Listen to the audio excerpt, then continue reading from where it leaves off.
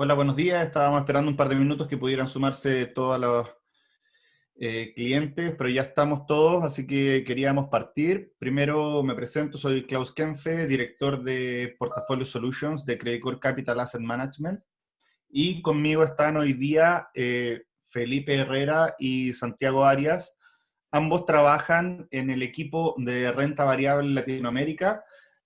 Santiago es el Head de Equities y Portfolio Manager del fondo de Latin American Equities. Santiago estudió en Johns Hopkins, ¿cierto? Y lleva más de 10 años administrando portafolios en Latinoamérica. Estuvo en PineBridge, manejando también portafolios mid y small caps en Latinoamérica. Y Felipe viene de haber estado 5 años como analista de acciones en una AFP y posterior a eso 3 años apoyando el manejo de los fondos en Visa Inversiones, de los fondos de equity chilenas, tanto large cap como small caps. Hoy día queremos hablar un poco sobre el contexto general y cómo Latinoamérica encaja en ese contexto y ver si podemos encontrar, identificar algunas oportunidades en la región. Quería partir con compartiéndoles unas láminas.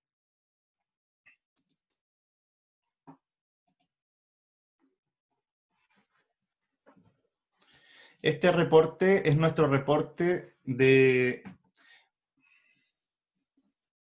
Denme un segundo. Ok. Este es el reporte semanal de mercados que hacemos en el equipo de Portfolio Solutions.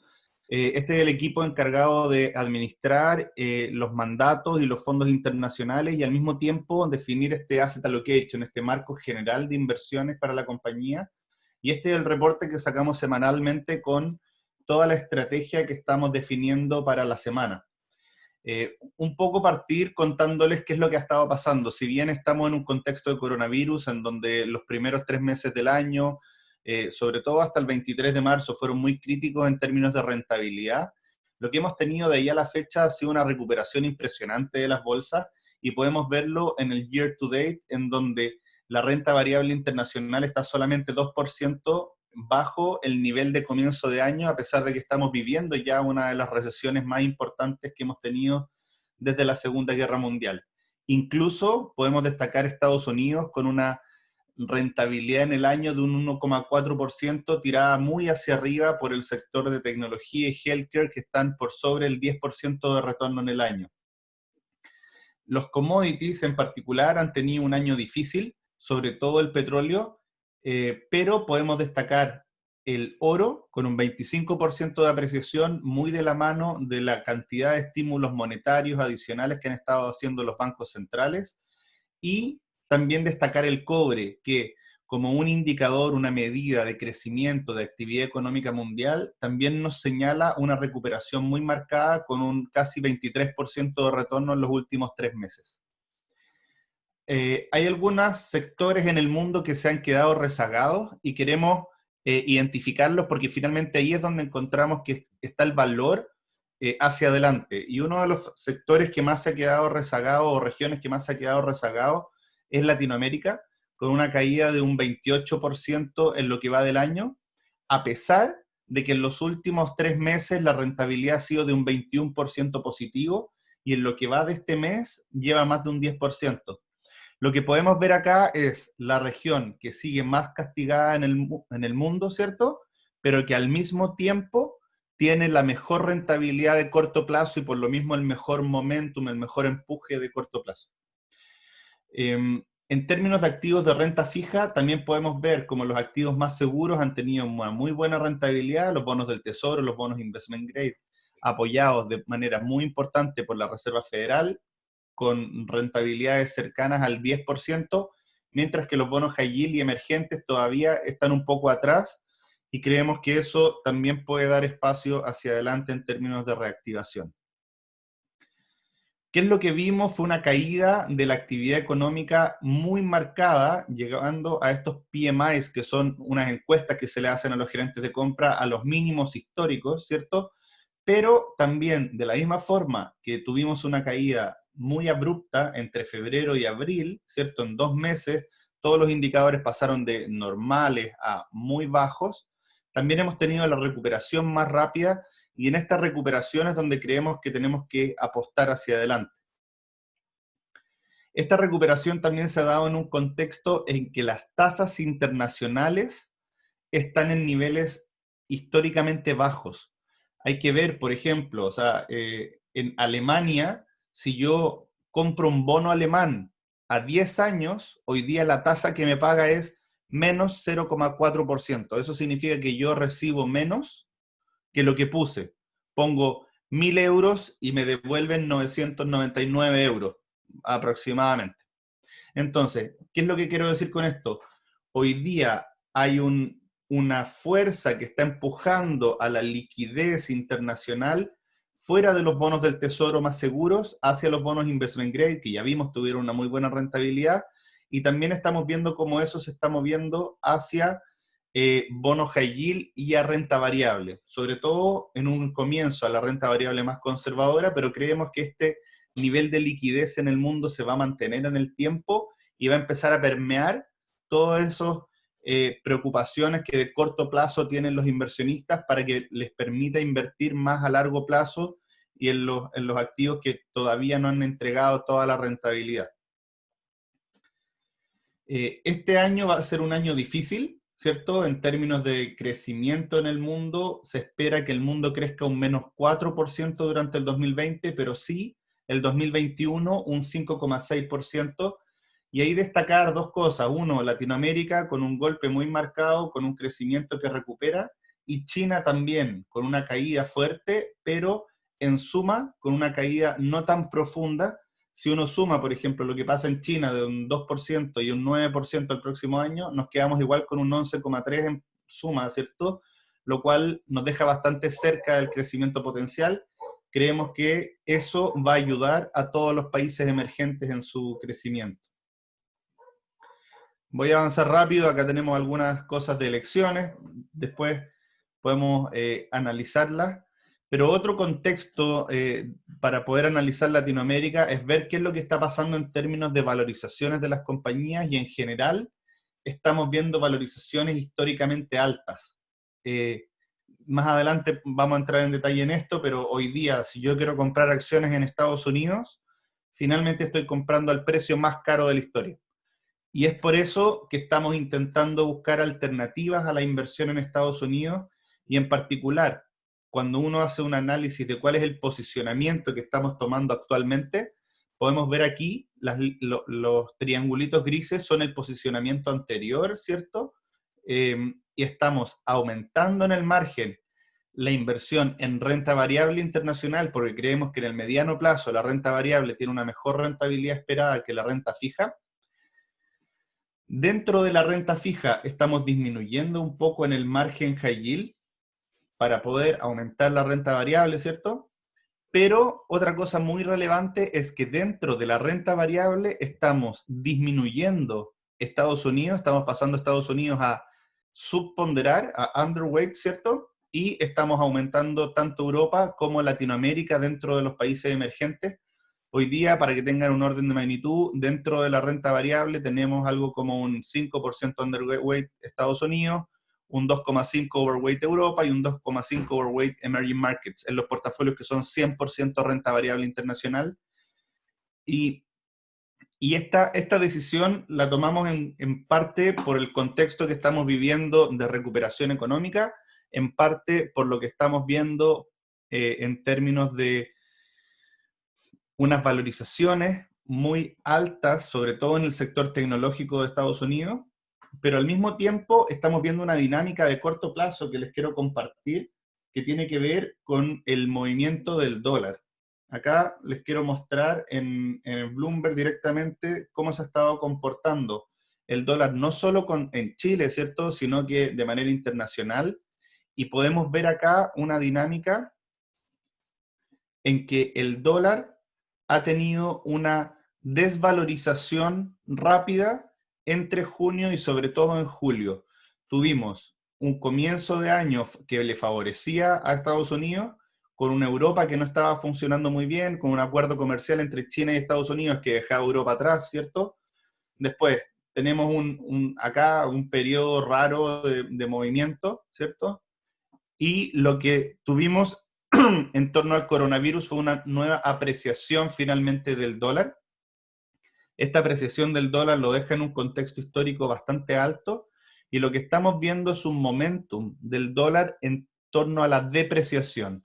Esa depreciación del dólar se está dando principalmente porque la Fed está siendo mucho más expansiva que lo que venía haciendo antes y en el relativo Estados Unidos está inyectando más liquidez que lo que está haciendo Europa y Japón versus lo que hacía en el año anterior. Entonces, ¿qué es lo que estamos viendo? Es que posiblemente esta desvalorización del dólar se siga dando en el tiempo y lo que normalmente acompaña esta desvalorización del dólar es mayor crecimiento económico, mejor rentabilidad de activos internacionales, monedas de países emergentes fortaleciéndose o al menos estables, y lo último que quería mencionarles un poco es el precio del cobre. El precio del cobre es uno de los indicadores, como les mostraba, que muestra muy bien la actividad económica, pero al mismo tiempo muestra de manera importante, ¿cierto?, el precio del dólar relativo con el yuan chino y con monedas emergentes en general. Lo que estamos viendo acá es una apreciación rápida del cobre después de una caída muy marcada de comienzo de año y sobre todo en torno al coronavirus que lo llevaron a niveles de entre 2.10 y 2.20, ¿cierto?, de precio de dólar la libra, y hoy día ya estamos más cercanos a $3 la libra. Nosotros desde abril que estamos comentando que vemos una recuperación de la actividad en China que va a llevar el cobre hacia arriba, y eso es lo que estaba pasando últimamente, y nosotros no descartamos que en el segundo semestre, que ya estamos comenzando, ¿cierto?, el precio del cobre pueda superar las $3 la libra, sobre todo porque la actividad china y los proyectos de actividad china, sobre todo de infraestructura pública, están reacelerando y el segundo semestre vamos a tener varias construcciones de líneas de alta tensión que probablemente apoyen el precio del cobre. En ese contexto que estamos viendo es que queríamos presentarles Latinoamérica como una opción de inversión, ¿ya? Y para eso fue que invitamos a Santiago y a Felipe, ¿cierto?, que son los expertos en el tema, conocen de arriba abajo todas las compañías de la región y las dinámicas que se están dando, pero quería partir, Santiago, preguntándote un poco por la macro de Latinoamérica. Estamos viendo que en términos de eh, crecimiento, ¿cierto? El crecimiento del mundo va a ser malo durante el 2020 y en particular Latinoamérica está teniendo un golpe importante. No sé si nos puedes comentar un poco en torno a eso y a la macroeconomía de crecimiento de estos países. Claro que sí. Muchas gracias, Klaus, y gracias por la introducción y el contexto, o sea, explicar el contexto en el que estamos. Creo que es muy importante hablar de Latinoamérica justo con ese contexto, porque realmente estamos viendo una oportunidad que estábamos esperando que se dé hace mucho tiempo, y ahora les vamos a comentar un poco sobre ese tema en detalle.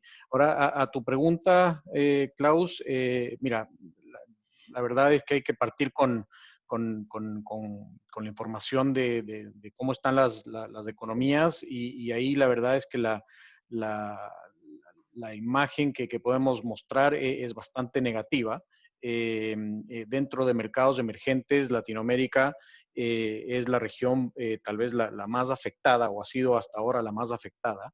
Y como todos sabemos, fueron dos choques importantes. Primero, se dio la guerra del precio del petróleo que sucedió justo al principio del crecimiento de la pandemia en Europa y luego en Latinoamérica. Entonces, esos dos choques afectaron muchísimo a Latinoamérica en general, y la pandemia, al haber sido muy fuerte en Latinoamérica, produjo una reacción importante de los diferentes gobiernos para contenerla, y eso ha tenido un efecto bastante negativo en la región como todo, en algunos lugares con menos éxito que otros, pero en definitiva vemos que la crisis en términos económicos que hemos tenido en el 2020 en Latinoamérica es inclusive peor que la crisis financiera del 2008-2009, pero También vemos muy buenos motivos por los cuales creemos que Latinoamérica va a ser la región que más rápido se recupere, como podemos ver en este gráfico, la línea morada, va a ser la región que más se recupere y la verdad es que con este contexto que estamos viendo de recuperación de los commodities de China,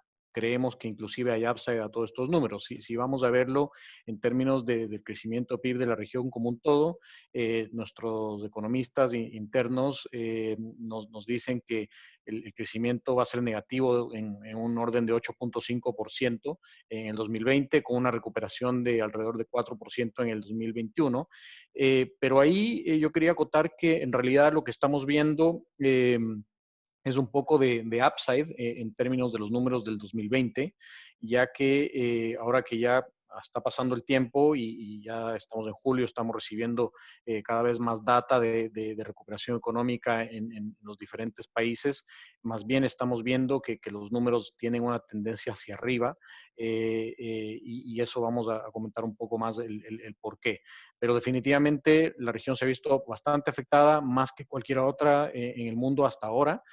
Algo que es importante es que, al menos nosotros analizando esto, y obviamente nadie aquí es experto en medicina y en pandemias, pero nos da la impresión de que en Latinoamérica ha tenido un choque muy importante la pandemia, eh, pero que va a ser un solo choque o puede ser largo, pero en general uno solo, mientras que hay un riesgo en otras regiones de que se produzcan segundas olas o terceras olas, y en Latinoamérica eso lo vemos con menos probabilidad. O sea, el choque lo vemos como un único choque y de ahí recuperación. Y obviamente muy de la mano con el crecimiento de China, en donde sí vemos una mayor probabilidad de que la recuperación sea certera. Pues si lo vemos en términos de cada país, en realidad todos los países tienen un crecimiento negativo bastante profundo. Tal vez el mejor que vemos en el 2020, o el mejor, el más acotado es Colombia, con un 6.6% negativo. Creemos que puede ser un poco menos. Brasil, que es la economía más grande de la región, actualmente la tenemos en 7.5. El ministro de Economía de Brasil ya llevó ese número a menos 4.5 y el Banco Central también de Brasil también está subiendo sus estimados, viendo la dinámica de cómo ha sido la reapertura en julio y un poco viendo también la dinámica internacional con sus trading partners principales o sus socios comerciales, que son Europa y Asia en principal. Y la dinámica, como menciono, en todos los países obviamente es negativa, pero vemos una recuperación muy importante en el 2021. Definitivamente el segundo trimestre ha sido el peor y ya estamos viendo recuperaciones. Algo importante a mencionar es que en términos de postura monetaria, todos los países al igual que en el resto del mundo, han reducido tasa de forma histórica. Y eso está creando un estímulo muy importante y la verdad es que como Latinoamérica tenía algo de espacio, esto ha tenido un potencial muy importante.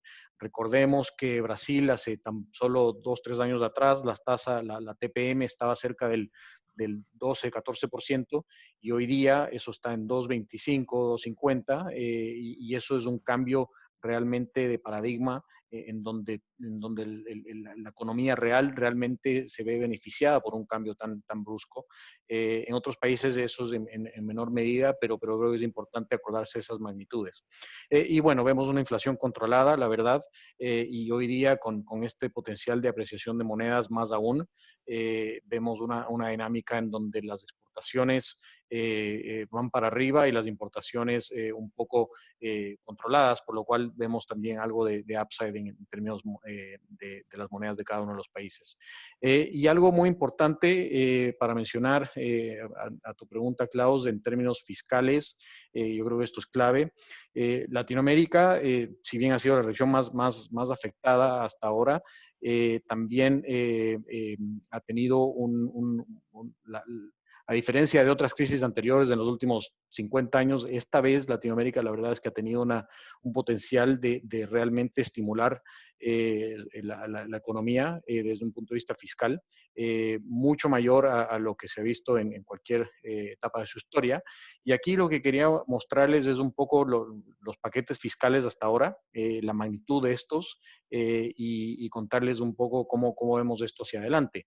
Dentro de la región, Perú es el país que tal vez está mejor preparado, Perú y Chile, en términos de su balance fiscal y su deuda PIB previo a la crisis, con un balance bastante noble. Y eso les ha permitido a Perú principalmente y segundo a Chile a presentar paquetes fiscales muy grandes con respecto a su economía. En el caso de Perú, lo que se ha presentado hasta ahora ha sido 17% sobre PIB, que es bastante importante y como mencionábamos antes, el efecto en Perú fue bastante negativo en la economía, pero este paquete va a empezar a dar resultados en los siguientes meses, en la segunda mitad del año, y vemos eso con buenos ojos y le deja al país en una situación relativamente sana. Su deuda PIB va a terminar, o sea, se va a ir casi al 40%, pero que eso todavía es bastante razonable. En el caso de Chile es 10.3% del PIB lo que se ha implementado. Esto no incluye otras medidas que pueden ser ajenas al gobierno, es decir, de temas de fondos de pensiones, porque eso sería adicional. Como podemos ver, el país que menos ha hecho, en definitiva, es México en términos fiscales, 1.5. Colombia también ha estado un poco por detrás, pero sí mencionaría rápidamente el caso de Brasil, que a pesar de que es un país que estaba relativamente endeudado, ha podido presentar un paquete fiscal de 13.6% del PIB. Eso es realmente muy grande para Brasil. Pero la gran diferencia, y que creo que esto es importante, es que el paquete en Brasil ha sido muy enfocado en las personas. Sí ha habido un paquete enfocado en las empresas, al igual que en el resto de países, pero el paquete fiscal en Brasil se parece un poco más al americano, en donde más bien se han entregado cheques directamente a la gente todos los meses y eso ha ayudado a que el consumo se mantenga y que también no haya un deterioro social como sí ha sucedido tal vez en el resto de la región. Y eso por el lado macro, Klaus. No sé si quieres ahondar un poco más en otros temas. No, por ahora, lo primero que quería contarles a todos es que está abierta una sección de preguntas y respuestas por si quieren ir haciendo preguntas y yo las voy canalizando y las consolidamos al final de la presentación y así podemos hacer esto un poquito más interactivo. Además de lo económico, Santiago, siempre Latinoamérica nos sorprende en términos políticos. Además, Latinoamérica se ha ganado un espacio entre los top 10 de contagio en coronavirus y eso de alguna forma no parecen siempre ser buenas noticias. Siempre invertir en Latinoamérica se vuelve difícil por la política y hoy día en el corto plazo también asociado a cómo se está manejando el coronavirus. No sé si nos puedes contar un poco más cómo estás viendo la política en la región y el manejo de la pandemia. Perfecto, no, es una excelente pregunta y gracias por eso. A ver, yo creo que en la región definitivamente no ha faltado noticias negativas. Bueno, nunca faltan noticias negativas en ningún lado del mundo, pero en la región la verdad es que han sido especialmente malas. Y cuando vemos la realidad, creo que es importante separar lo que uno ve en los headlines de los noticieros y de los periódicos y ver un poco más la realidad. O sea, sí, no voy a decir que en Latinoamérica se han manejado las cosas extremadamente bien, pero veamos un poco la data y luego les cuento un poco de qué ha hecho cada país.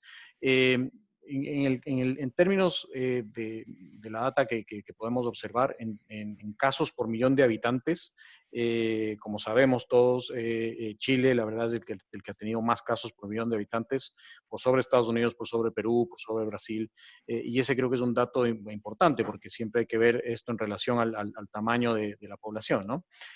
Pero igual la data no es tan, o sea, esa data no es tan sencilla, hay que analizarla en un contexto de testeo.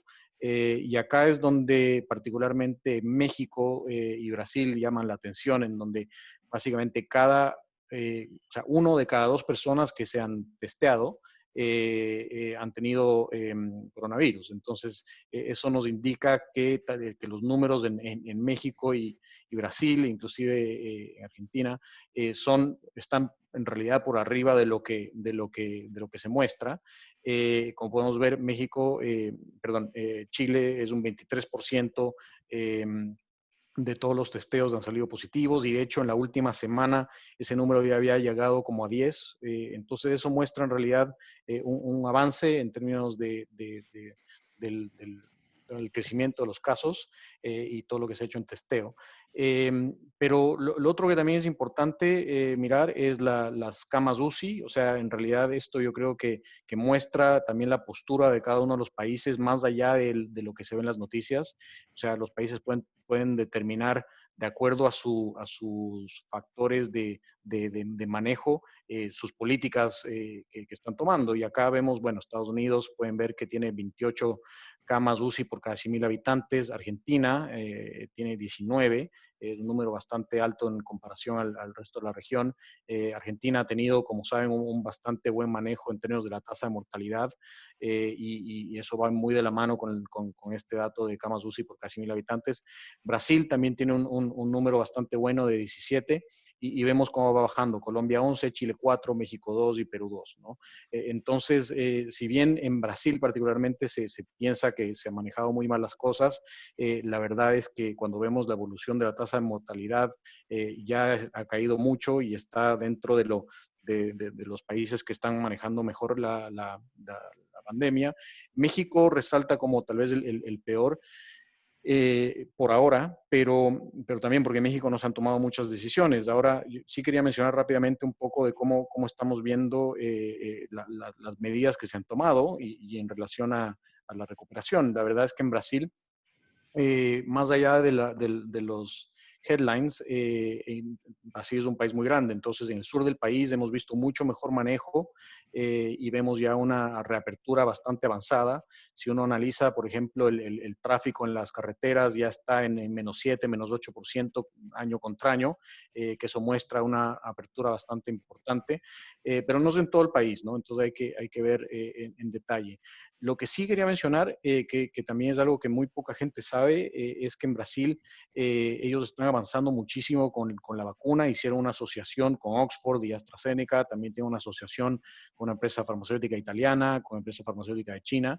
Y Brasil, a sorpresa de todos tal vez, posiblemente sea uno de los países que tenga la vacuna primero, porque lo que hizo Brasil con estas asociaciones es decir, ok, que la vacuna cuando esté lista se produzca en Brasil y Brasil tenga las primeras dosis disponibles. Así que menciono esto porque si bien pensamos a veces que Brasil lo está manejando mal, hay algunos temas rescatables. No voy a defender a Bolsonaro con su actitud ante la pandemia, pero la verdad es que en los últimos 2 meses más bien ha salido fortalecido porque la popularidad, o sea, su popularidad ha aumentado. La población está un poco de acuerdo con no ser tan fuerte con las cuarentenas y también a raíz de la crisis política que hubo en abril, Bolsonaro se ha acercado mucho al centro del Congreso y ha logrado reanudar las reformas que estaban en camino previo a toda esta crisis, así que estamos viendo hoy día una reforma impositiva, hemos visto reforma del sector sanitario y así vemos eso con buenos ojos. Como mencionaba, tal vez el país que más ha decepcionado en términos de lo que ha logrado hacer es México, no ha hecho mucho en ese sentido, pero México se beneficia más del paquete de estímulo de Estados Unidos, dado su cercanía a ese país. Colombia, la verdad, ha habido un manejo todos los países andinos en realidad han tenido un manejo bastante parecido y tal vez con esto le paso la voz a Felipe que nos cuente un poco más de Chile, que es su expertise. Gracias, Santiago. Hola a todos. Yo creo que a esta altura ya todos sabemos más o menos que las noticias en general en Chile han sido bastante positivas. Ya llevamos desde mediados del mes pasado con datos respecto de positividad, de hospitalizaciones, de mortalidad y de nuevos casos que ha ido consistentemente a la baja, y eso es muy buena noticia. Eso se traduce en que hoy día estamos en el primer día de la etapa inicial de la reapertura gradual, pero que puede significar una súper buena noticia para la dinámica interna y doméstica. Entonces, es más, hay algunos analistas económicos que están cifrando el efecto positivo de todo lo que está ocurriendo ahora, que podría compensar bastante la caída del PIB. Y en ese sentido nos queremos concentrar en algunas cosas que nos interesan bastante, que tenían que ver con el 10% de los fondos de pensiones. Hoy día, el retiro del 10% obviamente significa una situación que puede ser un poco negativa en términos de premio por riesgo del país hacia el futuro.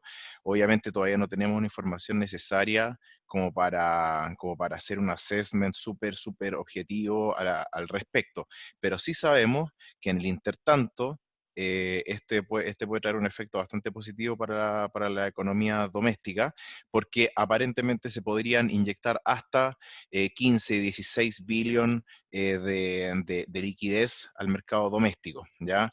Si nos basamos en las cifras de la encuesta CADEM, al menos hasta la semana pasada, al menos el 80% de los afiliados manifestaba querer retirar esos fondos. Y en esa línea, eso podría ser un poquito menos de unos 13 billones que se inyectan al mercado, obviamente en un plazo que ya sabemos que puede ser hasta de un año, concentrado en la segunda mitad de este año. ¿Y en qué se enfocan? ¿En qué se podría enfocar esa nueva liquidez? Si miramos hacia arriba, en el gráfico de la derecha, las principales razones para sacar la plata las principales tres son: uno, alimentos y elementos de consumo básico, y la tercera es servicios básicos, pago de servicios básicos, tanto electricidad, arriendo, etcétera. Eh, Ambas cosas representan en conjunto, con una desconfianza en la institución, más del 50% del flujo que se debería enfocado en ese tipo de segmento, o sea, en ese tipo de servicios.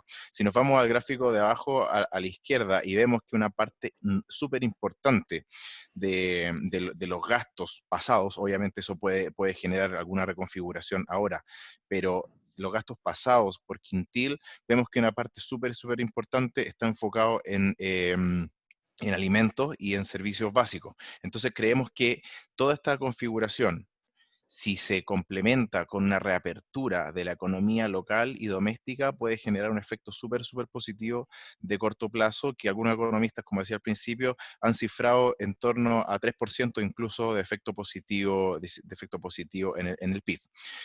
Aquí el equipo de research de Credit Corp ha hecho algunos cálculos de escenarios, en que básicamente, dependiendo de algunos supuestos de retiro y de uso de esas plata, y basado en la propensión marginal a consumir que tiene Chile históricamente, ese podría ser un efecto al consumo de entre 4,3 y 6,5 billion dólares, que se podría concentrar sobre todo en la segunda parte del año. ¿Qué es importante de esto? Que eso, complementado con las buenas cifras que veníamos hablando del COVID en Chile, podría acotar bastante la situación y generar un efecto súper positivo en el retail, de aquí hacia final de año y principios del próximo, y quizás acelerando un poquito la recuperación, ¿ya? No sé si eso responde tu pregunta. Sí, es bien interesante ver que también el tema del 10% tiene como dos lados en la moneda, porque uno siempre escucha a un lado a la gente que está un poco asustada con preocupaciones con el sistema en general, ¿cierto? Pero el hecho de ver esto también nos muestra que en el corto plazo a lo mejor esto puede tener un segundo lado, y si bien es una preocupación para el largo plazo, en el corto plazo puede darle un empujón a la bolsa local. Y Sí. pensando en bolsa, y ya lo que me gustaría ahora es si a lo mejor podemos, tomando este contexto macro internacional, este contexto macroeconómico, político, coronavirus, ¿cierto?, latinoamericano, si podemos pasar a entrar un poco más en detalle a acciones, porque finalmente uno cuando invierte, no invierte ni en países, ¿cierto?, ni está invirtiendo en la política, si bien son tangenciales y son importantes, pero me gustaría entender cómo están viendo la renta variable latinoamericana en el contexto actual, o sea, ya las compañías propiamente tal, y si nos pueden contar un poco por qué de repente vale la pena comprar Latinoamérica y no comprar emerging markets como un todo. No sé, En- Santiago, si nos puede ayudar con eso. Sí, sí, feliz. A ver, mira, yo creo que tú en tu introducción igual aludiste un poco a algunos de estos temas. Lo primero de mencionar que quería mostrar es que Latinoamérica desde los mínimos, que fueron el 23 de marzo, o sea, ese día fue el mínimo para todas las bolsas, no solo en Latinoamérica, desde ahí ha sido la región que más se ha recuperado. Podemos ver que Brasil ha subido un 63% desde ese entonces, Latinoamérica como un todo 55%, Chile 56%, y por arriba de mercados emergentes, que es 43%, y la bolsa de Estados Unidos, el S&P 45%. Entonces, eso yo creo que engloba un poco cómo hemos estado viendo esta recuperación. Si bien la caída previa fue más fuerte en Latinoamérica, creo que acá en la portada del Financial Times de ayer está gran parte de la respuesta y por qué tenemos un view positivo a la región. Nosotros hemos estado pensando que el dólar tenía fundamentos para empezar a ceder, y esto es algo que ya ha empezado a suceder de manera muy fuerte. El Financial Times ayer en su portada explicó un poco sobre lo que está detrás de todo esto.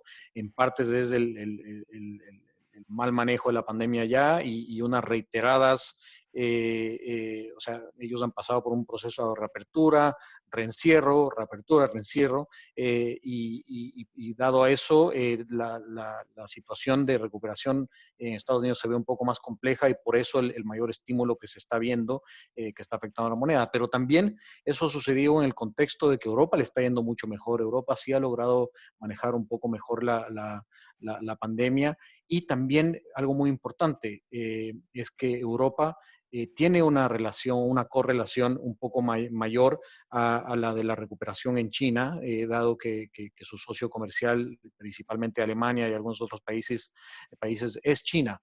Y eso creo que es importante cuando pensamos en el contexto de Latinoamérica. Lo otro que está en esta portada ayer del Financial Times que quería mencionar, en la parte baja de esta lámina, es por qué los inversionistas están dispuestos a darle una segunda oportunidad a Bolsonaro. Y eso va muy de la mano de lo que le estaba comentando un poco anteriormente, ¿no? Bolsonaro ha logrado sortear esta crisis mejor de lo que uno esperaba cuando partió. Y hoy día hay algunos fundamentos muy interesantes que les voy a contar un poco más adelante. Pero el punto es que esto ya está en el Financial Times, ya se está convirtiendo en una tesis que muchos están mirando. Y que está agarrando algo de momentum, y viene muy de la mano de lo que estaba mencionando del tema retorno. Pensamos que esto todavía tiene bastante upside, que es lo que vamos a mencionar en unos minutos más. Ahora, algo muy importante que también mencionamos al principio es la caída que hemos visto de Latinoamérica, porque las bolsas en realidad han andado relativamente bien.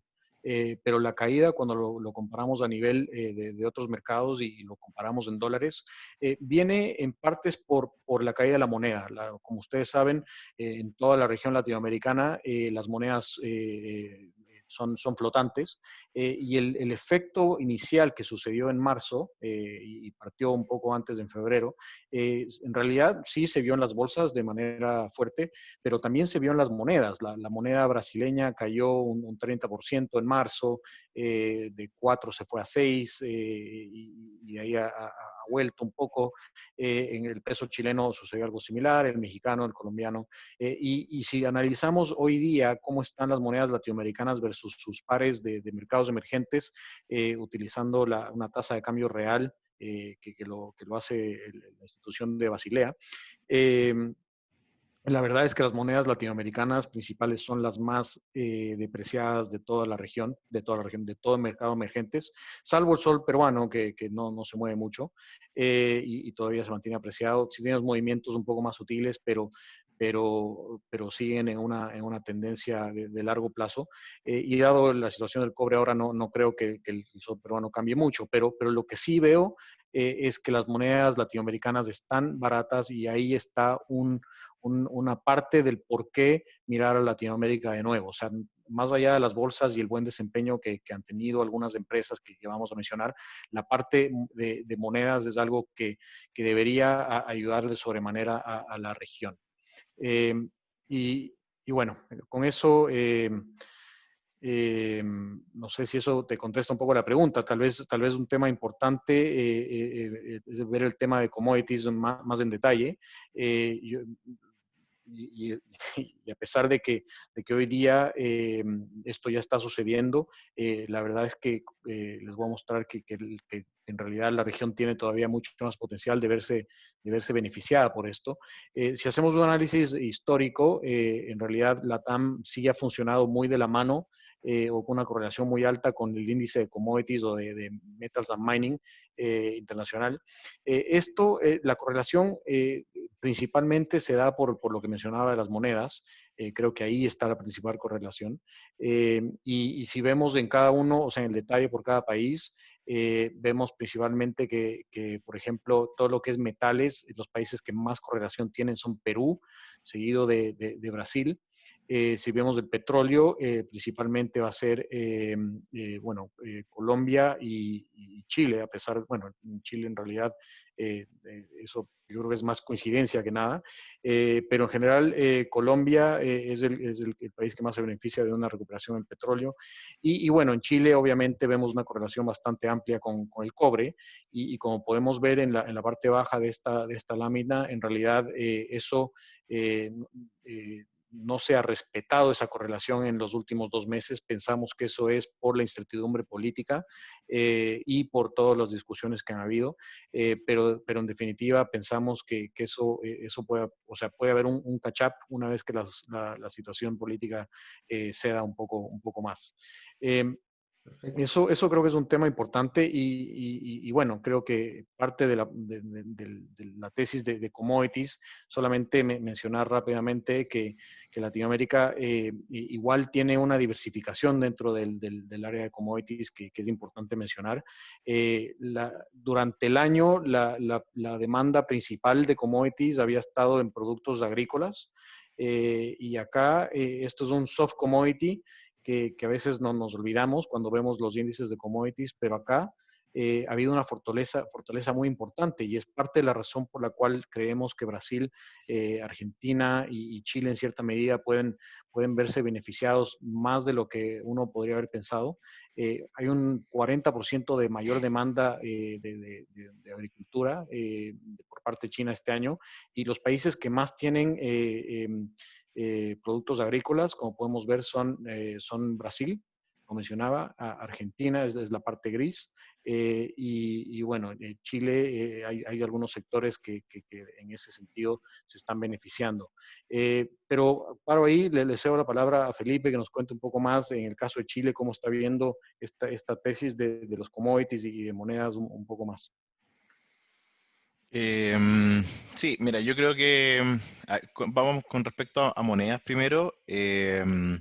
La tesis de apreciación de las monedas emergentes hace mucho sentido en un contexto en que, y yo creo que lo hemos conversado en otras oportunidades, el hecho de que probablemente China y la región asiática sean los primeros en recuperarse. Por lo alejados que están ya de las peores etapas del COVID, por la potencia de los paquetes fiscales y monetarios que se han implementado, sobre todo en China. a pesar de que obviamente hay que estar súper atento de algunos rebrotes. Ayer se publicó que hay una persona contagiada en Beijing.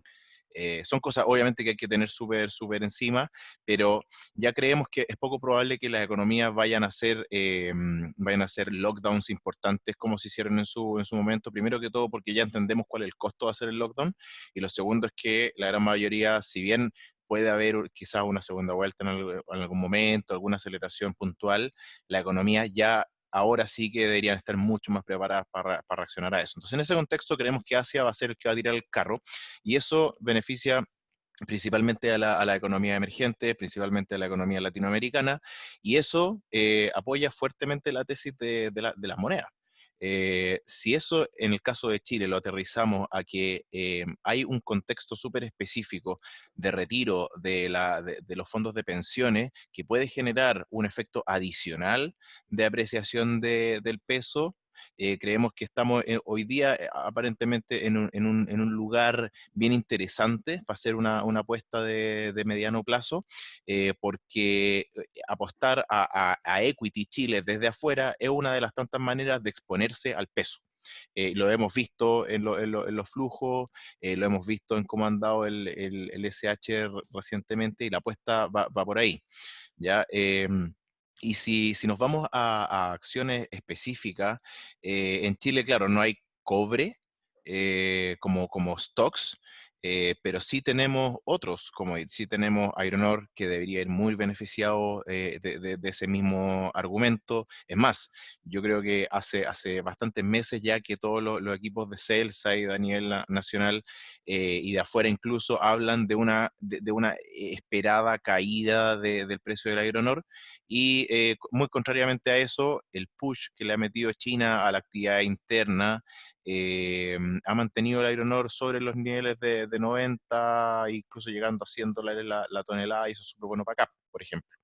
Si nos vamos a otras empresas, tenemos el caso de las forestales, que hoy día están en un punto súper específico porque hubo un aumento de los stocks, pero hoy día estamos pasando, a pesar de que ya estamos por seasonality, en la parte de baja demanda del año, los precios se han mantenido más o menos sólidos en niveles que creemos que ya son el bottom. Entonces, si eso lo complementamos con que después viene el seasonality alto, viene un nivel de inventarios que se debería licuar un poco dentro del próximo trimestre, creemos que ya hacia final de año las forestales, MPC y Copec también deberían apoyarse en eso. En el caso particular de Copec, incluso si eso lo complementamos con la reactivación de la demanda interna, eso también podría ser un viento de cola adicional.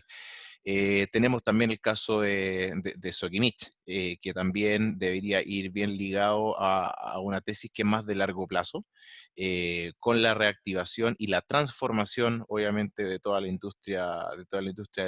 electromovilidad, tanto en autos como en aparatos. Si bien hoy día estamos en un caso de sobreoferta del litio, que probablemente dure 18 meses más, según las proyecciones que hacen gente más experta que nosotros en litio en específico, Sokimich es la compañía con mejor capacidad de capturar eso, porque es por lejos la más eficiente. Entonces creemos que en Chile si bien no hay cobre en los stocks, hay 4 o 5 alternativas que son súper interesantes a mirar. Y la otra que se me olvidaba también es los salmones, que la hemos conversado en otras oportunidades también.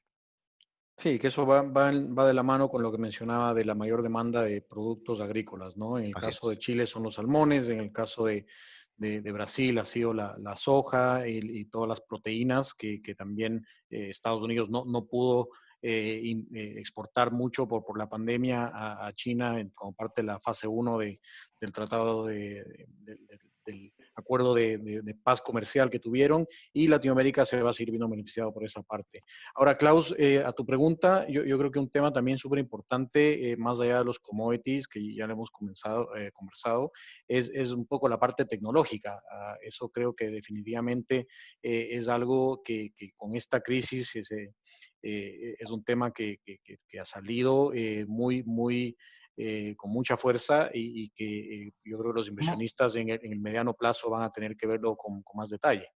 Pero en general cuando hablamos de tecnología, hablamos de, estás hablando Silicon Valley, Nasdaq, compañías de Estados Unidos tipo Tesla, tipo Amazon, un poco, cuando tú comentas, o sea, cuando siempre se habla de tecnología, yo me imagino de una, acciones de Estados Unidos, el sector tecnológico, finalmente muchas de las cosas que uno consume al parecer vienen de allá, no sé si Latam tiene algo en esa región, tiene algo que decir por ahí, o seguimos esperando que, no, que llegue Amazon, que llegue Apple. ¿Cómo estás viendo, cómo están reaccionando las compañías latinoamericanas a todo este cambio tecnológico que se está dando? No, excelente pregunta, Klaus. Ahora, si tú pudieras ser emprendedor y podrías trabajar en Palo Alto o en Florianópolis, ¿cuál preferirías? Ya sé cuál es la respuesta, pero mira, no, el punto es una broma, pero el punto es que en Latinoamérica también esto ha estado desarrollándose bastante y les quería comentar un poco de qué es lo que ha sucedido en los últimos años, porque yo creo que si bien hemos hablado de los commodities y eso es un driver importante de los mercados, principalmente por el lado de las monedas, hay algo que ha estado cambiando de una forma estructural en la región. Y esto quería comentarles, o sea, es efectivo que si vemos, por ejemplo, el universo de inversión hace 10 años o hace 12 años, en el 2008, cuando estábamos en el boom de los commodities, efectivamente el 50% del mercado latinoamericano era relacionado a empresas de recursos naturales y el otro 50% era muy enfocado en empresas de domésticas, bancos, embotelladoras, telecomunicaciones y poco más. Ahora, hacia adelante en el 2020, ¿cómo ha ido cambiando? Pues la parte doméstica ha ido incrementando, la parte commodities ha bajado a un 24% y empieza en el índice a sobresalir muy pequeño el sector de tecnología con un 2.6%. Pero si vemos el universo de inversión latinoamericano, la verdad es que hay una historia muy distinta. Y si en la tercera columna en realidad es del universo y no el índice, ya vemos que 6.5% ya son empresas tech, puramente tech. Que son latinoamericanas. ¿Y por qué no están en el índice? Pues porque se han ido a listar la mayoría a Nasdaq. Y haciendo un análisis del crecimiento de estas empresas junto con los IPOs de grandes empresas que sabemos que van a venir a bolsa en los siguientes 5 años, junto con el crecimiento doméstico, el crecimiento cíclico, vemos que el sector de tecnología va a representar al 2025 probablemente un mínimo de 15-16%. De hecho, esto fue un análisis que hicimos un poco previo a la pandemia. Hoy día, luego de la pandemia, me atrevo a decir que la aceleración que se ha dado en el sector tecnológico ha sido muy grande y me atrevo a decir que cuando uno piensa en Latinoamérica para los siguientes 10 años probablemente suceda lo mismo que ha sucedido en el índice de los índices de Asia, en donde el sector tecnológico probablemente llegue a ser un 30% del universo completo. Y en ese sentido, acá quería mostrarles brevemente el Nasdaq de Latinoamérica. O sea, esto es algo que sí es un cambio de paradigma y como menciono, que vino para quedarse. Si vemos en el gráfico de arriba, las acciones listadas en Estados Unidos que hacen parte del Nasdaq, y las vemos, o sea, y vemos su desempeño este año, vemos que inclusive han estado por arriba del Nasdaq en Estados Unidos. O sea, el componente Nasdaq latinoamericano le ha superado al Nasdaq de Estados Unidos. Acciones que están ahí, muchos las conocemos, son Mercado Libre, hay otras como Stone, PagSeguro, Globant, XP, Arce, Afia, y que son acciones en donde nosotros estamos bastante pendientes y posicionados. Hay acciones que son parte de este mundo tecnológico que están en las bolsas locales también. Esa es la línea anaranjada, que también, como pueden ver, ha tenido un desempeño muy superior al índice. Y ahí están empresas como B2W, Magazine Luiza, esta Sonda y algunas otras, ¿ok? Y también ha tenido un desempeño muy superior. El índice es la línea gris y el índice eh, eh, con las tecnológicas es el índice verde. Entonces podemos ver cómo hay una gran dispersión que es un poco lo mismo que ha pasado en Estados Unidos.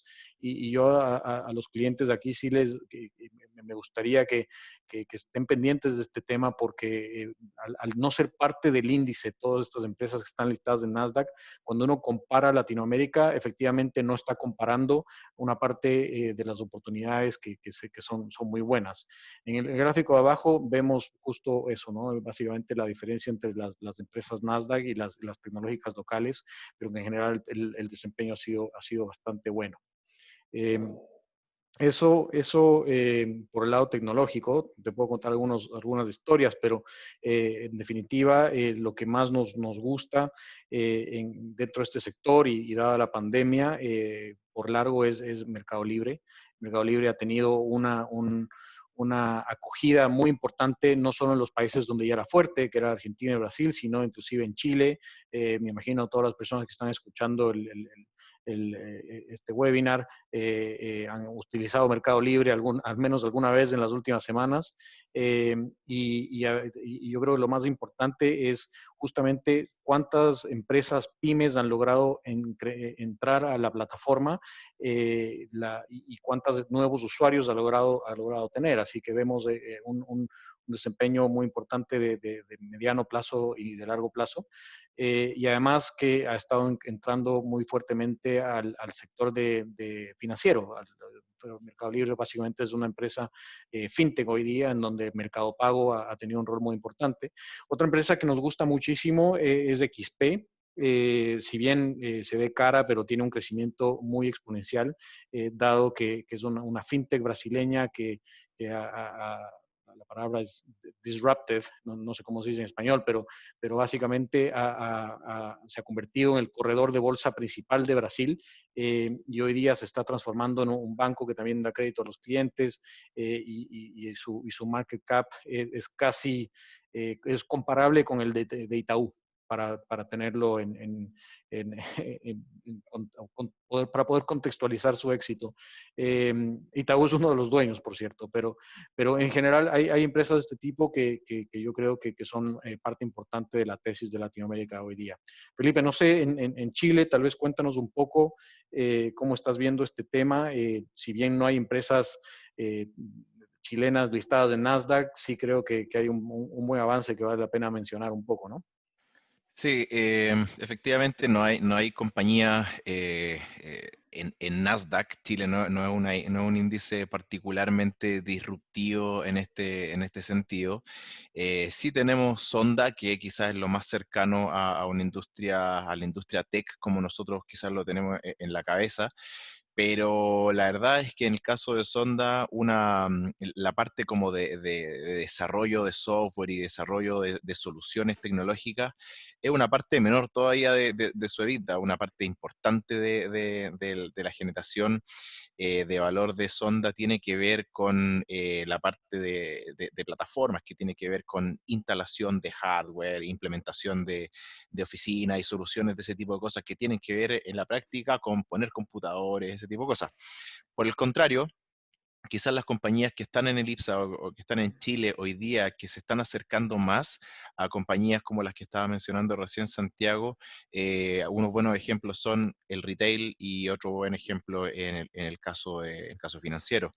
En el caso retail, yo creo que no es ninguna sorpresa que Falabella es el más preparado, pero quisiera contarles por qué creemos que es el más preparado. Primero que todo, es la compañía que lleva más tiempo invirtiendo y una buena parte de la inversión se ha ido precisamente a este sector, al desarrollo de warehouses, de centros de distribución, de programación, logística, qué sé yo. Ha invertido en Linio, que es una inversión que ha sido bastante más dura de lo que quizás hubiésemos pensado en su minuto.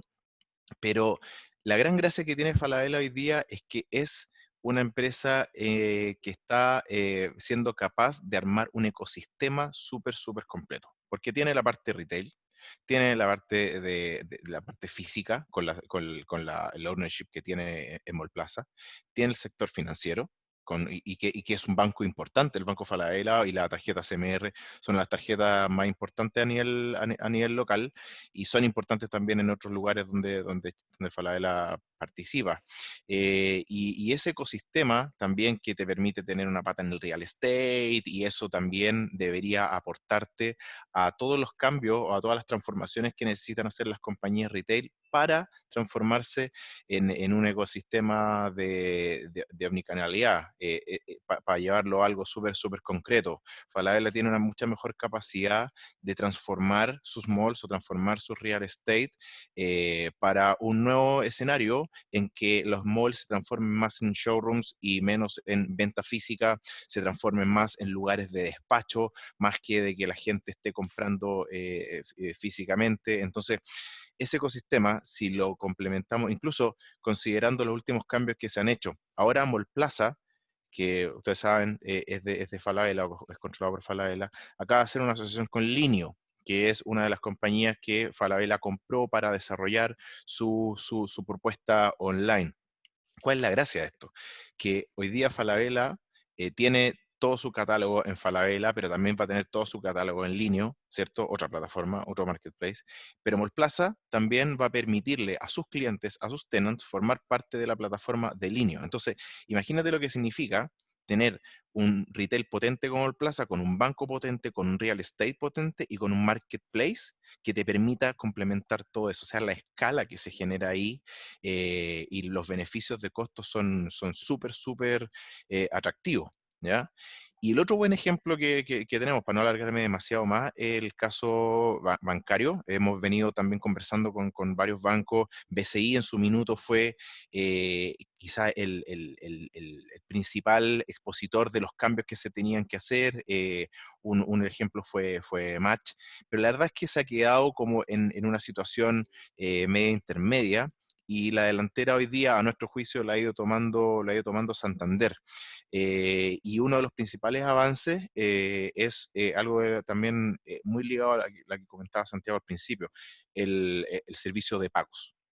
Ya Santander está trabajando con GetNet, que es una plataforma de pagos que ha sido basada en los desarrollos que ha hecho Santander Brasil, y que te permite en gran parte masificar y democratizar el servicio de pagos digitales en segmentos en que los bancos grandes o Transbank no ha estado usualmente dispuesto a participar, que es una historia un poco parecida a la que ocurrió también en Brasil, donde los bancos grandes solamente participaron del negocio formal en las grandes urbes, y todo el adicional se quedó súper rezagado y súper poco o nada atendido.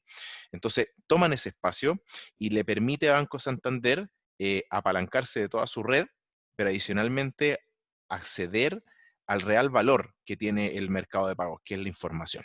Entonces, creemos que hoy día esas dos compañías son un súper buen ejemplo del riesgo tech que tenemos en Chile, que hoy día no se están catalogando como riesgo tech, y pueden apuntar en esa dirección. Súper interesante ahí, Felipe Santiago.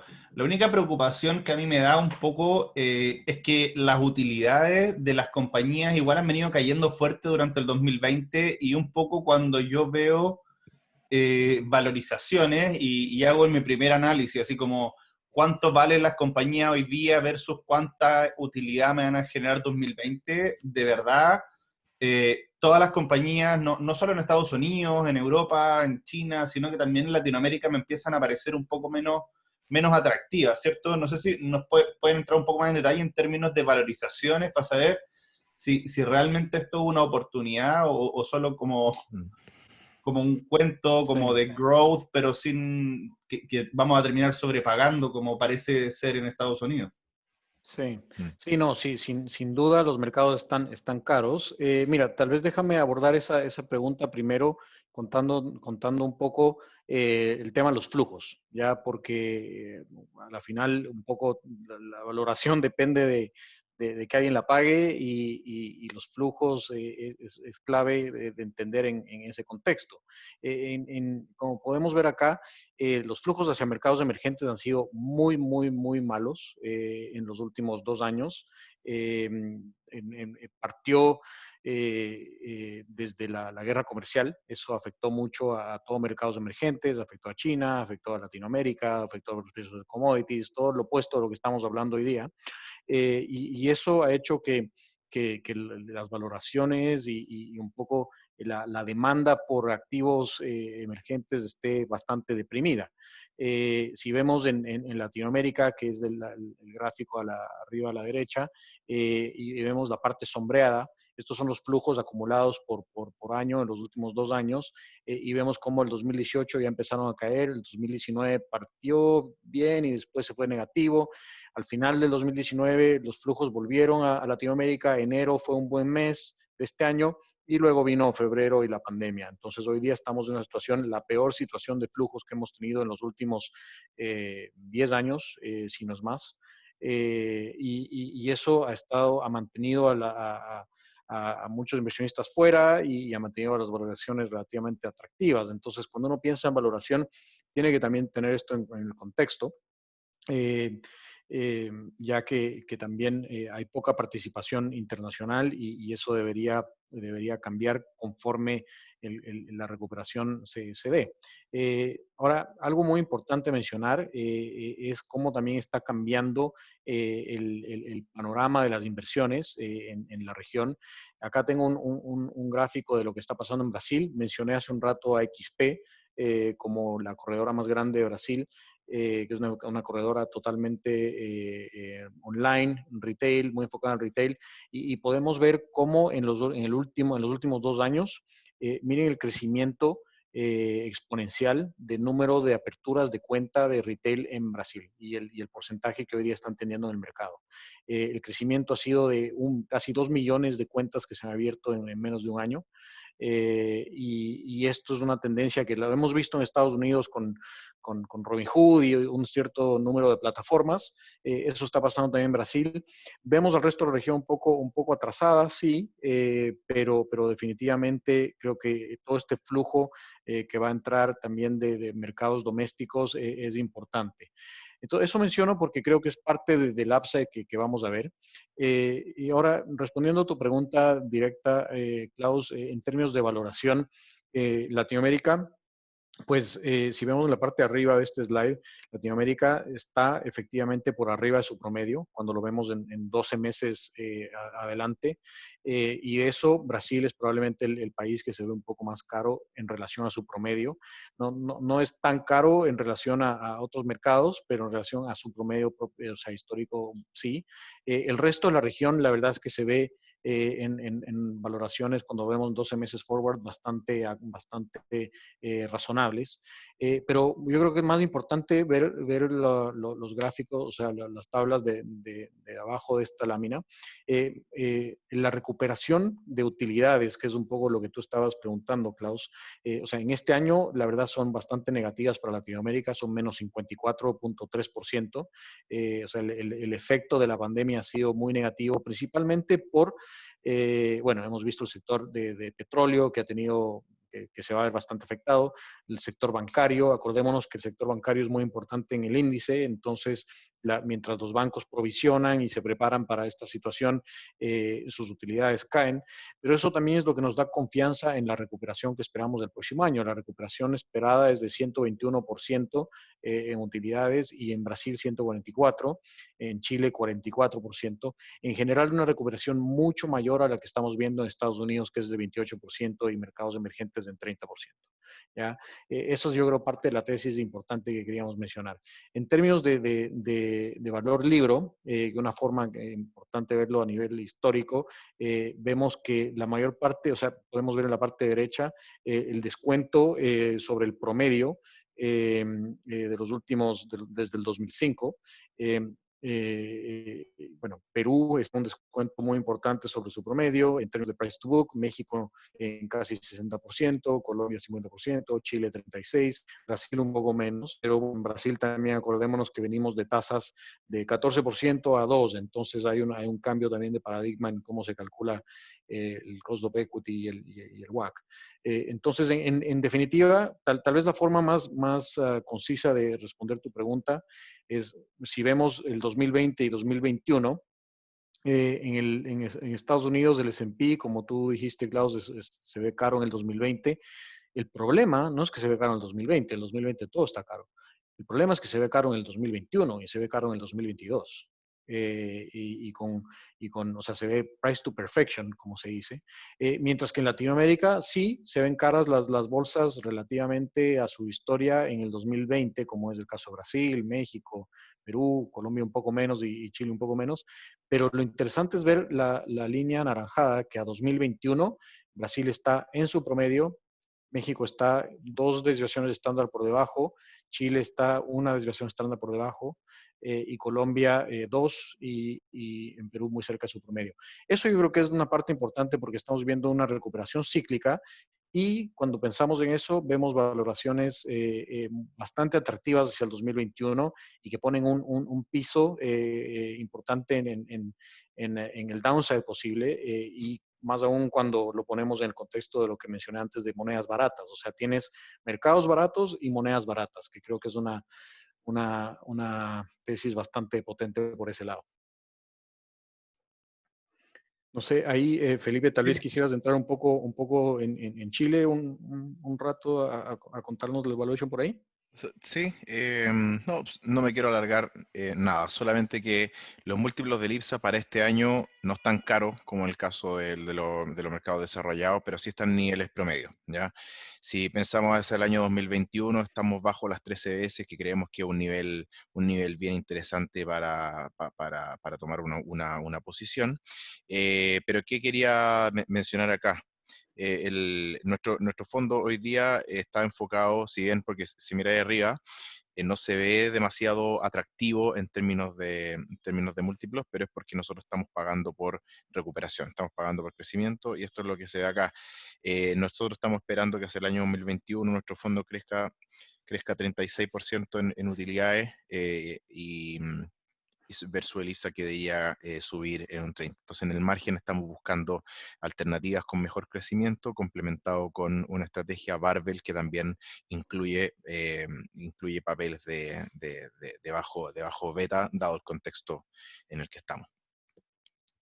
Súper interesante pensar en crecimiento de 30, 50%, hace tiempo que no teníamos esos crecimientos. Bueno, no teníamos la caída, pero al final Sí. cuando uno ve la valorización, que es lo que importa, ¿cierto? Nos deja una valorización del IPSA 2021 de 12 veces precio-utilidad versus el S&P de 20. Yo hago memoria, diciembre del 2017, comienzo del 2018, el IPSA estaba 20 veces precio-utilidad y el S&P a 17 estaba invertido, y hoy día estamos viendo un IPSA 12 veces precio-utilidad. Muchos van a decir, bueno, Chile cambió, hay un eslogan muy alineado con eso, pero sí claramente se ven valorizaciones bastante más atractivas que lo que veníamos viendo antes. Creo que eso es bien interesante. Y quería aprovechar de ir pasando algunas preguntas del público. Tengo acá un listado de preguntas y creo que están bien interesantes. Entonces, la primera pregunta que creo que vale la pena atacar tiene que ver con las segundas olas, porque una parte importante de la tesis que estamos armando es entender que finalmente el 2021 es un año que en ciertas cosas van a quedar para el olvido, en algunas otras cosas estamos viendo van a quedar para el recuerdo probablemente todo el resto de nuestra vida, pero sí está claro que el 2020 en términos de utilidades va a ser un año malo, y eso ya está por descontado, y al mismo tiempo el 2020, si el 2021 podemos tener una vacuna, podemos tener una reactivación, no tenemos cuarentena, eventualmente el 2020 no nos dice nada de lo que va a ser el 2021. Entonces, la pregunta acá de la segunda ola es bien interesante, y la pregunta es exactamente así: ¿por qué en LATAM no habría segundas olas si ya lo estamos viendo en Europa? Ya, a ver, déjame darte mis 2 centavos para esa pregunta. A ver, yo creo que las cuarentenas en Latinoamérica han sido bastante fuertes y en partes, a ver, más que una segunda ola, tal vez la pregunta más relevante es si hay cuarentenas fuertes como las que hemos visto Claro. actualmente suceder de nuevo. O sea, en Latinoamérica la situación no está controlada. O sea, está manejada, pero no hay no es que haya habido un éxito rotundo en ninguno de los países. Y eso en parte es parte de la respuesta. O sea, yo creo que conforme va pasando el tiempo, Latinoamérica se acerca cada vez más a inmunidad de rebaño. No es que sea algo positivo necesariamente en términos del manejo, pero sí vemos que cada vez los gobiernos se van a mostrar o sea, van a tener más dificultad de seguir poniendo cuarentenas duras. Y mientras, como mencioné antes, mientras la capacidad en los hospitales tenga alguna holgura, o sea, yo dudo que pongan cuarentenas muy fuertes. Ahora, hay que acordarse también, yo sé que esto no está comprobado, pero definitivamente en el caso de Chile, Argentina, Brasil, Perú en cierta medida, hemos visto que han sido los países que más afectados han estado. Hemos visto que estamos en invierno, ¿no? Y eso también tiene un efecto importante en la capacidad que hay en los hospitales por no solo el COVID, sino también el resto de enfermedades. Entonces, conforme vamos saliendo ya hacia septiembre, octubre, noviembre, probablemente haya cada vez más capacidad en hospitales y probablemente no haya una segunda cuarentena importante.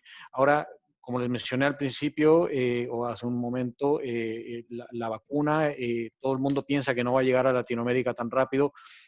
Nosotros, en el caso de Brasil, la respuesta es probablemente que sí, también, pero todos los países están avanzando rápidamente en este tema, ya están haciendo algunas asociaciones o preparándose para tener las vacunas rápidamente en la región. Pero hay casos en Perú, por ejemplo, donde se ha ido de la mano en algunos lugares en donde ya han llegado a inmunidad de rebaño. O sea, yo sé que no es un tema positivo decir que alguien lo ha manejado tan mal que llegó a inmunidad de rebaño, pero ya está sucediendo. Cuando hablas de inmunidad de rebaño, finalmente lo que estás diciendo es que ya una gran porcentaje de la población se contagió. Exactamente. Sí, o sea, estamos viendo bueno, en algunos lugares en Chile, parte de la razón por la cual yo creo que está reduciendo tanto los contagios es que en ciertos barrios han llegado a tener un potencial de contagio mucho menor y eso va a seguir sucediendo. Entonces, por esa razón pensamos que es difícil ver una segunda ola muy fuerte. Factor clima, factor de ya muchos contagios y también un factor de que se sabe cómo tratar a la enfermedad con dexametasona y en general ya hay cada vez más disponibilidad de, de, de hospitales y de camas, entonces Claro. lo vemos mucho mejor por ese lado, ¿no? Sí, eso debería ayudar a que de cara al 2021, cuando nos estemos acercando a diciembre del 2021 y uno vaya a hacer una proyección de utilidades, finalmente la proyección de utilidades de Latinoamérica a lo mejor va a tener menos incertidumbre que en otras regiones que están un poquito más Exactamente. lejos de inmunidad de rebaño. No quiere decir que vaya a estar todo solucionado, pero probablemente vamos a estar en una etapa más avanzada en términos de coronavirus y eso va a ayudar a poder eh, ajustar este gap de valorizaciones. O sea, finalmente en Latinoamérica las valorizaciones están bajas porque todavía hay mucha incertidumbre en el coronavirus, pero de aquí a fin de año, cualquier empresa que no quiebre probablemente va a valer bastante más de lo que vale hoy día. Sí. Y esa frase la venimos diciendo desde marzo, ¿cierto? La bolsa ha subido 20%, pero todavía le queda otro 30% más por subir, y ya da la impresión de que quiebras importantes no deberíamos ver en el futuro. O sea, ya al parecer tenemos bastante más conocimiento de la enfermedad de lo que teníamos en marzo y abril, y eso da bastante más certidumbre hacia adelante. Yo quería cambiar un poco de tema, Felipe. Hay una pregunta que yo creo que cae perfecta para ti. Yo sé que tú tienes un especial foco en el sector de salmones, ¿cierto? Y quería si nos cuentas un poco del sector, porque creo que dentro de Small Caps es un sector importante y creo que debe tener una componente importante del crecimiento, de ese 50% de crecimiento para el próximo año, puede venir un poco por ahí. No sé, cuéntanos un poco más del sector. Sí, bueno, efectivamente es una industria que es súper importante para la industria small cap y también para nuestro fondo. Pasan dos cosas, o sea, va a resumir la tesis en tres grandes temas. Lo primero es hay una tesis de largo plazo que tiene que ver, que yo creo que en este contexto se nos ha olvidado un poquito esa parte, pero hay una tesis de transformación de la alimentación de la población y el segmento de salmones apunta directamente allá. No solamente la comida sana, sino que un proceso mucho más sustentable, a pesar de que hay ruido y puede haber manifestaciones al respecto. Es más, hace un par de meses hubo una manifestación en unas plantas que le rompieron una jaula, nada importante, pero sí hay reticencia al respecto. El proceso es considerablemente más limpio que cualquier otro proceso de proteína animal que exista para alimentar la población y eso debería seguir apuntando en esa línea. Lo segundo es que, no sé si tú te acuerdas, Klaus, pero hace 4 o 5 años atrás, la industria de los salmones era un desastre en Chile. Era una industria muy desordenada, en que la oferta no estaba controlada, Claro. los barrios estaban en cualquier parte, y por ende la transmisión de enfermedades era mucho más importante. Hoy día, el rol de Cernavesca es súper, súper importante, ha sido muy importante para ordenar la industria y para ordenar la oferta. Entonces, ¿qué pasa? Si las biomasas se controlan, las enfermedades se controlan, si los barrios están un poquito más lejos, las enfermedades no se transmiten. Y también los operadores chilenos han ido aprendiendo y han hecho el catch-up en términos de eficiencia de costos, de saber entender mejor los procesos. Entonces, esas como dos cosas te transforman a una industria de alto riesgo en una industria que tiende mucho más al bajo riesgo, a ser generadora de caja, como lo son en Noruega. En Noruega las compañías de salmones son cash flow generators, ¿cachai? O sea, alto dividend yield, y hoy día las compañías chilenas tienen poca deuda, no como antes, que varias casi se dan de espalda. Hoy día las compañías tienen cero deuda y en esa línea van creciendo y van creciendo donde tiene que ir. Entonces, Multifoods, por ejemplo, que es una de nuestras favoritas, es una de las compañías que más crece en la 12ª región. ¿Qué particularidad tiene la 12ª región? Que es mucho más eficiente en costo porque tiene mejor niveles de temperatura, mejor ciclo de temperatura. Entonces, si yo complemento esa tesis de largo plazo con la tesis del G, que ya deberíamos verlo hacia el año 2021, y considerando que el sector salmones ha sido, y quizás con justa razón, porque en línea con lo que tú decías antes, de que los resultados todos sabemos que son malos, el segundo Q todos sabemos que los resultados son malos, ¿ya? Y obviamente algunas de estas compañías van a haber dificultades en términos de rentabilidad del segundo trimestre en específico, pero como te digo, empresas sin deuda, que tienen una mucha mejor capacidad de resistir, eso no va a dar ningún problema con una situación bien específica como ahora. Y de aquí para adelante ya hemos visto, los precios de las últimas semanas se han recuperado considerablemente. Y un tema en particular, yo creo que lo que se ha tomado como los headlines de la prensa ha sido que China está comprando menos salmón. China representa menos del 4% de las ventas para las compañías chilenas de salmón. Las compañías chilenas se la juegan en Estados Unidos y se la juegan en Brasil. Ahí está lo relevante. Entonces creemos que esas compañías están mucho más cerca, o sea, Estados Unidos ya está bastante más cerca de la reapertura, obviamente hay cosas que van a irse afinando, sobre todo en el sector restaurante, esas cosas, pero esas son las compañías, o sea, esos son los sectores a los que nos tenemos que enfocar para realizar el posterior desarrollo. Y si finalmente en términos de múltiplos, si comparáis las compañías con respecto a todas los M&A que se han hecho antes, estamos considerablemente por debajo.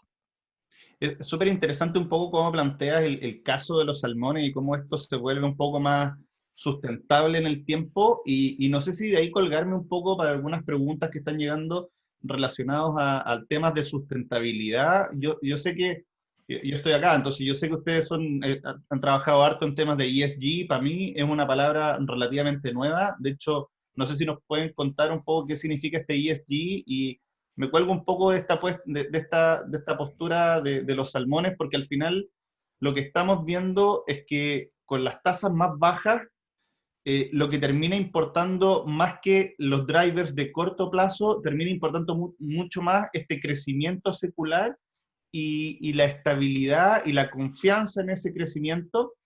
Y quería entender un poco más cómo juega el ESG un papel importante en la toma de decisiones y cómo se está manejando Latinoamérica, entendiendo que Latinoamérica viene bastante más atrás en términos de sustentabilidad y de análisis de ESG que a lo mejor lo que puede ser Europa o lo que pueden ser los países nórdicos. No sé si podemos hablar un poquito de eso. Sí, sí, no, la verdad es que es un excelente tema y que cada vez está tomando mucho más interés, no solo por los inversionistas, también, sino que también por las empresas. O sea, la verdad es que conforme esto se ha ido desarrollando, las empresas también se han visto beneficiadas. Te cuento un poco, a ver, en el caso nuestro de Credit Corp Capital Asset Management, nosotros somos signatarios del PRI. El PRI es una parte de las Naciones Unidas que está enfocada en poner un marco como teórico para que todo lo que es inversión sustentable funcione acorde a ese compromiso que hacen todas las empresas de gestión de activos. Nosotros, a ver, nosotros en realidad vamos trabajando en este tema por varios años y en Latinoamérica muy enfocado, o sea, del ESG, que es en sus siglas en español es ASG, de medio ambiente, S de social y G de gobernanza. Nosotros hemos trabajado en este tema particularmente por el lado de gobernanza por bastante tiempo y con las empresas hacemos un trabajo bastante arduo en el análisis y también en la comunicación con las empresas en el engagement que podemos tener, ya que es importante que todos estemos en esto juntos, ¿ya? ¿Y a qué me refiero?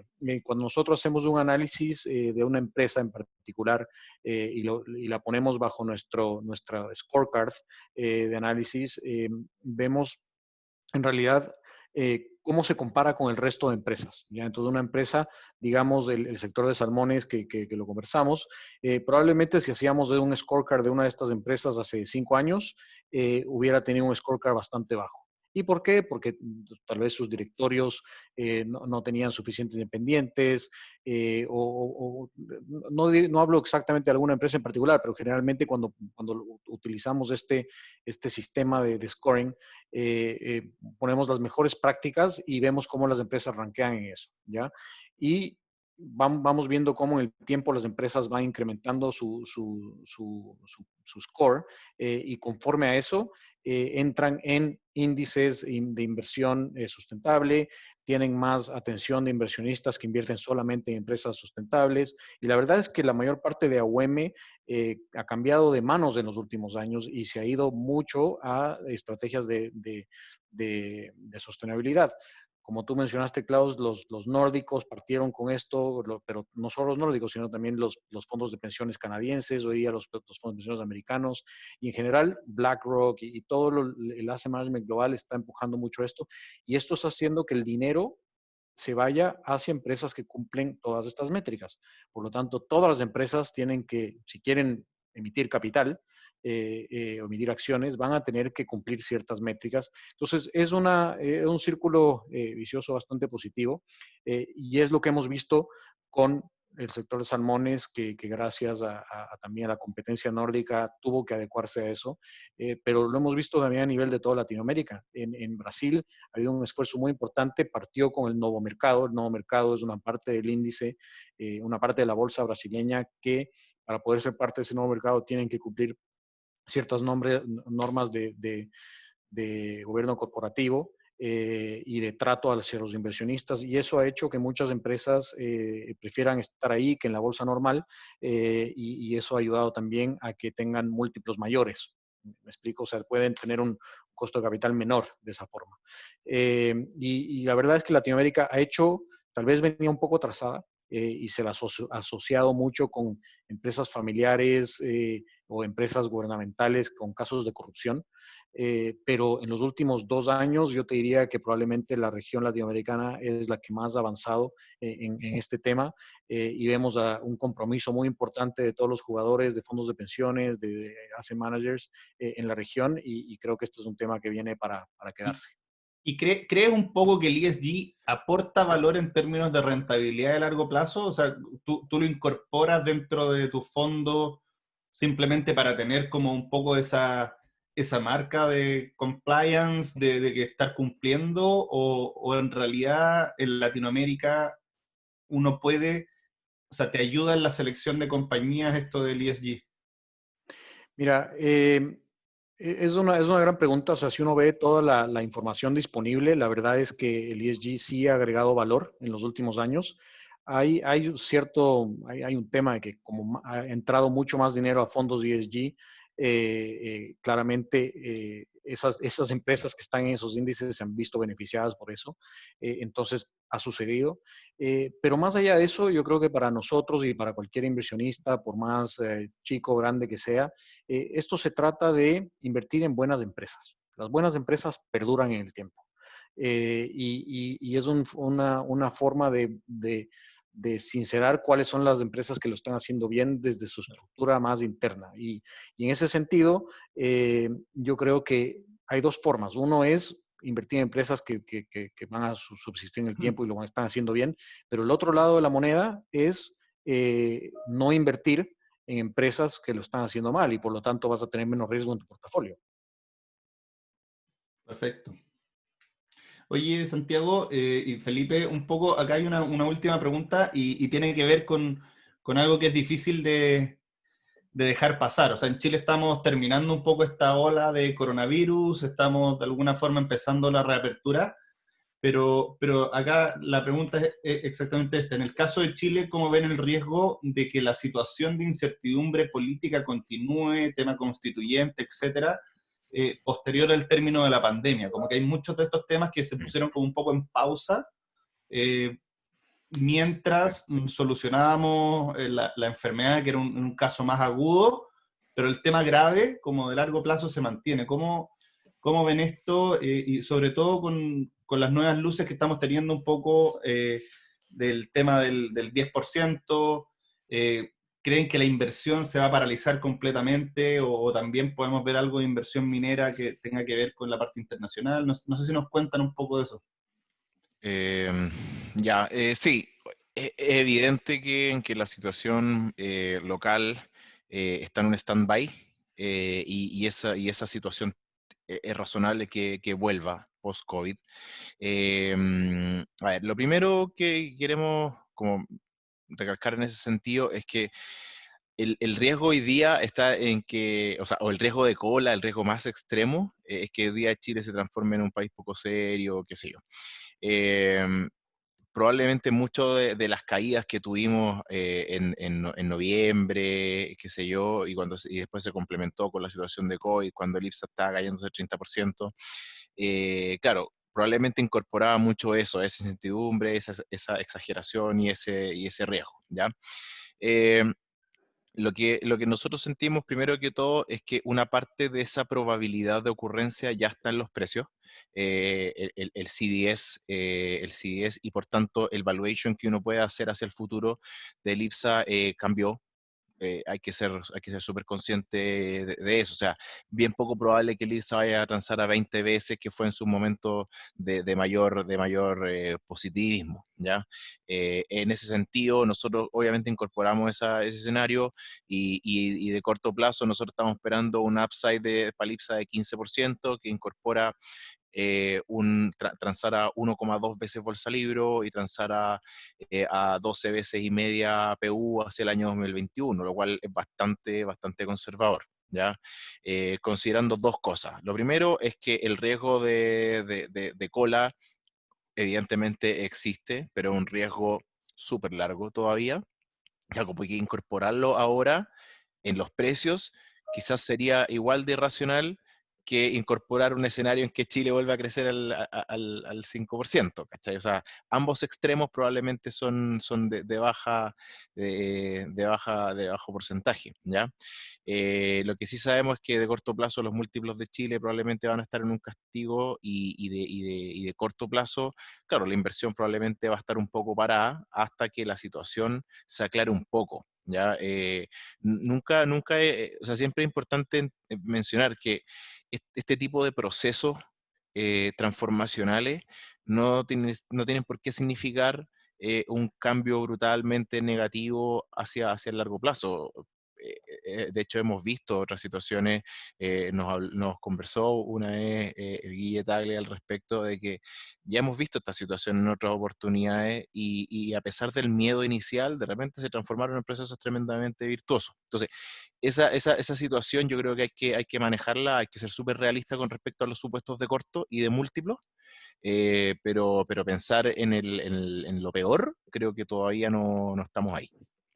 Sí, solamente destacar que cuando uno hace un análisis relativo, que es un poco lo que me toca a mí de comparar renta fija versus renta variable, yo diría que con valorizaciones 2021 y con el nivel de tasas actuales, estamos probablemente en el momento en donde la renta variable ha estado más barata en Chile versus la renta fija, con tasas Sí. locales en UF negativa, ¿cierto? En donde finalmente la única, hoy día, si uno quiere tener una rentabilidad real positiva en Chile, probablemente la única opción es tener un porcentaje importante de acciones locales o de acciones latinoamericanas en el portafolio, porque la renta fija por sí sola ya no es suficiente. De hecho, ya veían al principio, como yo les mostraba, que en términos de asset allocation estamos ya sobreponderando renta variable, sobreponderando Latinoamérica en los portafolios que tienen activos locales.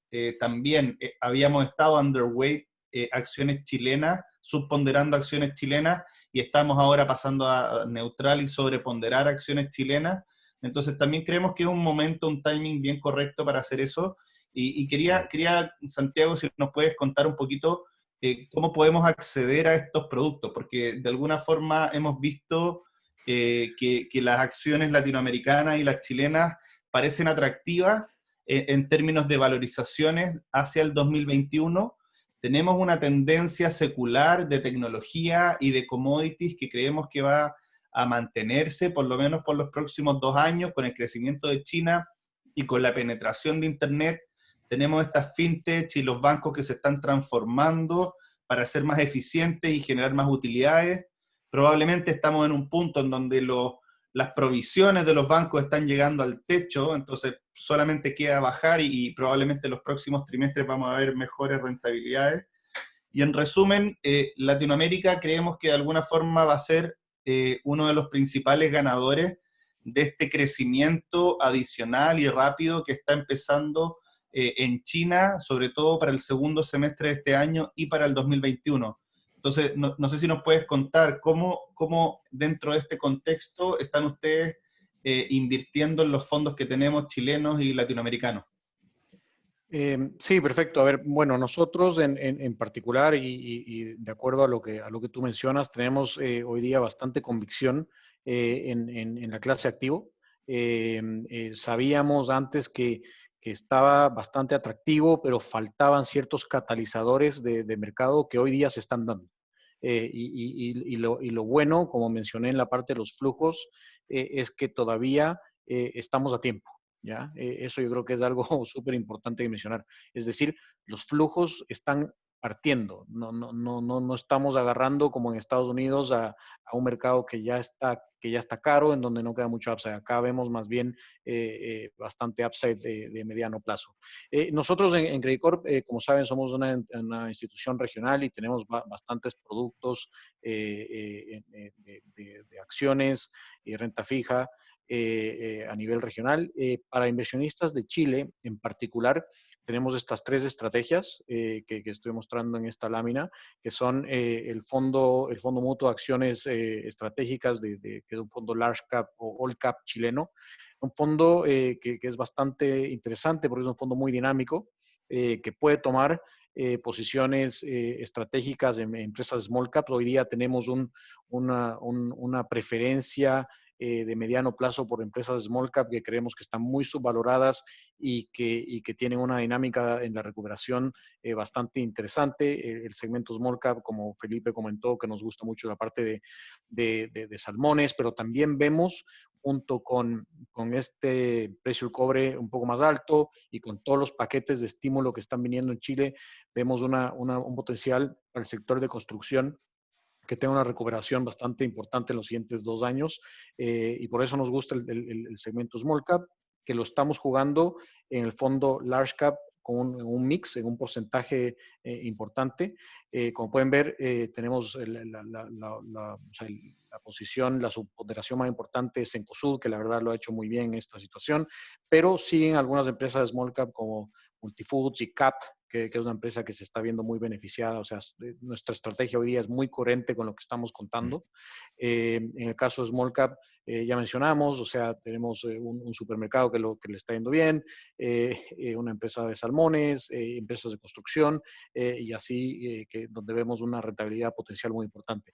Y tercero, tenemos el fondo latinoamericano, o sea, de acciones latinoamericanas. Este es un fondo que está basado en Luxemburgo, tiene las mejores características de seguridad de esa jurisdicción, pero tenemos un feeder local en Chile, que la verdad es por donde la mayor parte de nuestros clientes han entrado.